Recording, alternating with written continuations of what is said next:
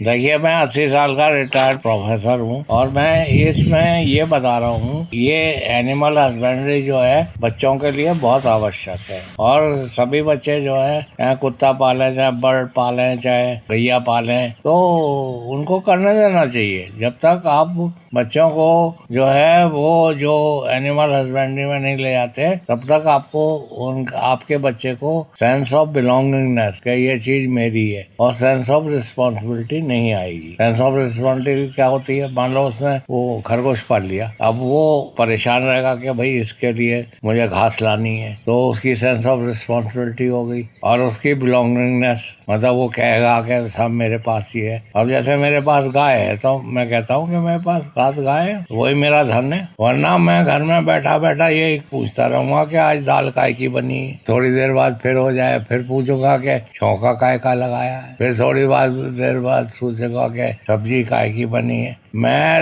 Retire हो गया था 2004 में, और अब भी मैं 20 साल बाद भी अपनी गाय रखता हूँ। और मेरा धंधा ये है कि फंटर गाय को ले आता हूँ और उन्हें गावन करके बेचता हूँ। मेरे पास पैसा आता है तो मेरे बच्चे बीवी पूछती है, मेरे नौकर भी पूछते हैं मुझे। मैं खाने बनाने के लिए एक नौकर रख रखा है। एक ग्वाला है जो कि दूध निकालता है, उसको भी खाना देता हूँ, वो भी आगे पीछे लगा रहता है। और जो गरीब आदमी होता है उसको गाय भी दे देता हूँ, और गाय बेचता भी हूँ और गाय ले भी आता हूँ। ये बात मत करिए कि ये दिया जला हुआ ना बुझा हुआ, मतलब दिए को जला के ही रखिए। मतलब ये कहना अब मैं 80 साल का मर जा मरने को तो सभी मरते हैं, पर मतलब ये है मरने से पहले अपने दिल का इच्छा पूरी कर लेनी चाहिए। वो इंग्लिश में कहते हैं don't die when your music is inside. जो आपके संगीत बज रहा है, जो आपकी अंतरात्मा कर रही है, उसे आप करिए। अमेरिका ऊपर जाता है, इंग्लैंड ऊपर जाता है। मैं इंग्लैंड में भी रहा हूँ, तो वहाँ कोई बुढ़ा जो है अपने परिवार के संग नहीं रहता है, वो अकेले रहते हैं। और मतलब उन पर बहुत पैसा होता है और वो अपने दिल की इच्छाएं सारी पूरी करती है। मैं प्रोफेसर रहा तो मैं दूसरे की मर्जी से काम करता रहा, परंतु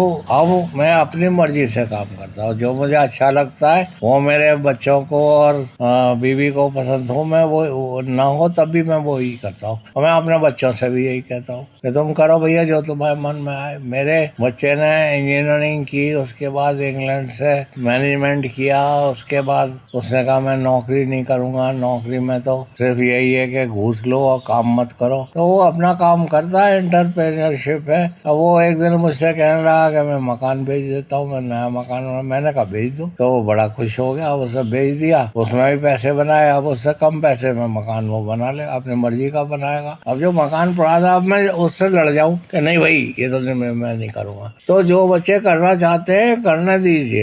हाँ, सरकारी नौकरी में कुछ नहीं रखा है। सरकारी नौकरी में तो आप दूसरे की मर्जी से काम कर रहे हैं। एंटरप्रेन्योरशिप ये होती है कि आप जो है दूसरों से काम ले रहे हैं, आप जो अपने दिल की इच्छा है वो दूसरे से वो कर रहे हैं। अंग्रेज भारतवर्ष में आए, उन्होंने गाड़ी चलाई, रेलगाड़ी चलाई, तो वो सूझ तो उनकी थी, पर उन्होंने लाखों आदमियों को काम दिया, लाखों आदमियों को काम दिया, पेंशन दी, वो कपड़े दिए और उनसे अपना उल्लू सीधा किया। तो अब आजकल एंटरप्रेन्योरशिप की आजकल ये देखना है कि आप दूसरे को नौकरी दे रहे हैं या नहीं दे रहे, या आप रोज कमा रहे हैं या नहीं कमा रहे हैं। ये महीने पे पैसे मिल गया, आपके जेब में हमेशा पैसा होना चाहिए और हर एक को पैसा देना चाहिए और हर एक को खुश रखना चाहिए। ये नहीं कि आप जो है अपने भाई से लड़ रहे हैं, अपने माता पिता से लड़ रहे हैं बिना बात के लिए। तो रोज पैसा तो भाई डेयरी से ही आता है, डेयरी से ही आता है। और जो देश धनाढ्य है या जो स्टेट राज है, जैसे न्यूजीलैंड है, डेनमार्क है, इंग्लैंड है,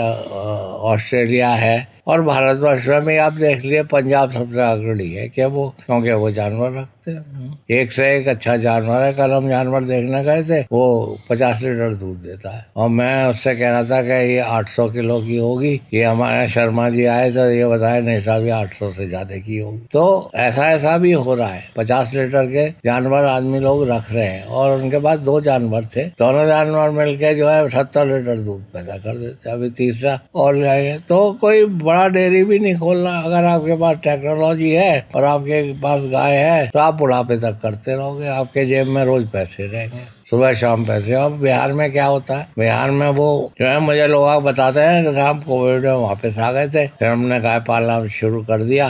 और हम दूध देते हैं सेंटर पे, और दूध हम खुद निकालते हैं और चारा भी हम पैदा कर लेते हैं। तो सब हमारे अकाउंट में हर महीने की पहली तारीख को, 13 तारीख को, 23 तारीख को पैसे आ जाते हैं। बताए नेस्ले करेक्ट करती है, तो 3 बार आपको पैसे मिल रहे हैं, आपके अकाउंट में सीधे जा रहे हैं। और कोई गाय जो है 500 रुपए से ज्यादा का नहीं खाती थी।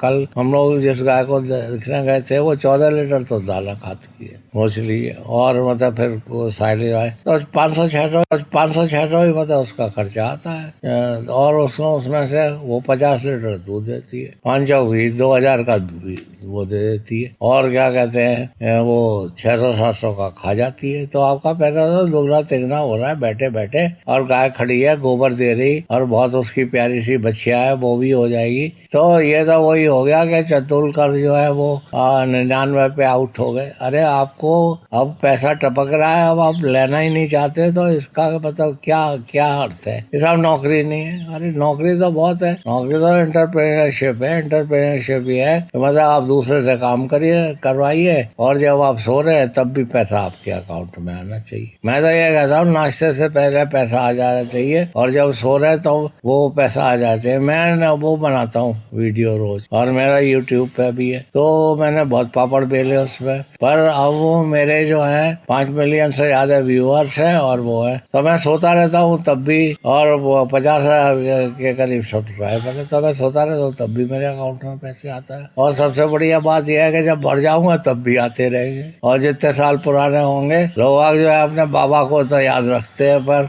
हम तो मतलब बहुत ज्यादा अपने कई जनरेशन में याद रखे जाएंगे, क्योंकि लोग हमारा वीडियो देखते हैं। तो मैं अंत में यही कहना चाह रहा हूँ, जो आपके बच्चे आजकल करना चाह रहे हैं वही करने दीजिए। ये मत सोचिए कि साहब उसने IIT कर ली और साहब वो मैनेजमेंट में चला गया, और साहब वो UPSC में चला गया, कलेक्टर बन गया, तहसीलदार बन गया। तो ऐसी कोई खास बात नहीं है। प्रोफेसर को कलेक्टर से बहुत ज्यादा तनख्वाह मिलती है, और वो प्रोफेसर तो यदि कमिश्नर के पास भी चले जाए तो वो भी उनकी बात बहुत अच्छी तरह से सुनता है। तो ज्ञान को प्राप्त करते रहिए और एंटरप्रेन्योरशिप में जाइए। ये बेकार की बात है कि आप अपने बच्चों को बेकार में फोर्स कर रहे हो। ये सारी दुनिया में लोग गाँव में लौट के आ रहे हैं। अब आप एक तो आपको फ्रेश खाना मिलता है, और आपको अकोमोडेशन बहुत चीप है, और लेबर भी मिल जाता है। तो इस तरह आप इसको सोचिए, अपने बच्चों को फोर्स मत करिए कि जो आप सोच रहे हैं वो ही सोच सबसे बढ़िया है, वो बहुत पुरानी सोच है, उसके बाहर निकलिए। जब तक आप बाहर नहीं निकलेंगे